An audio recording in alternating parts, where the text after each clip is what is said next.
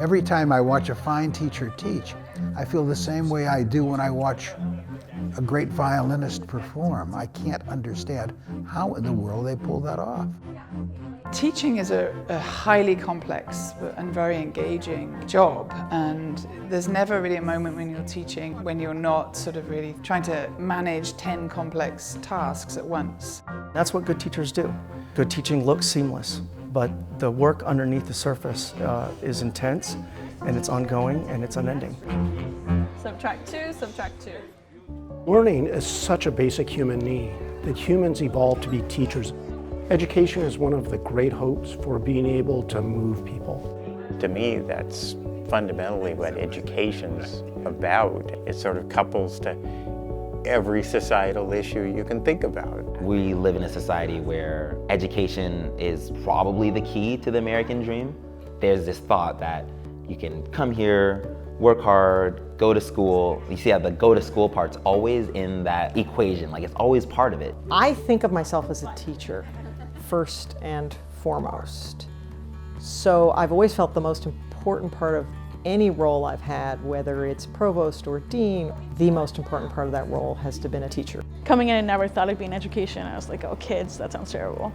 The ways I saw adults in school settings interact with kids was always be quiet, kind of trying to keep them in control. Once it clicked in that it's not about control, but about freedom instead. They think in amazing ways when you let them.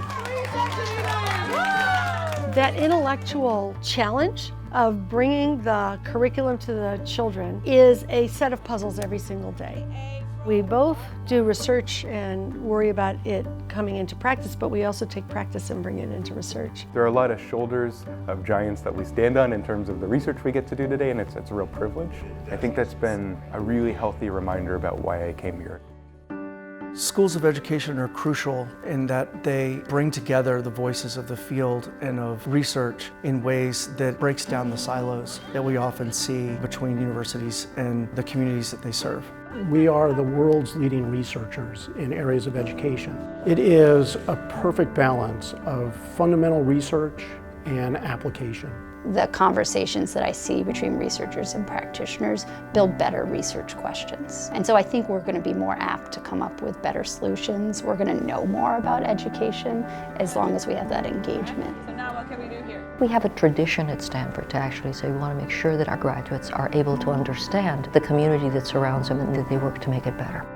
I use things every single day that I learned at Stanford. How I think about teaching, how I think about my planning, how I think about supporting students, how I think about working with underserved students, I learned from Stanford.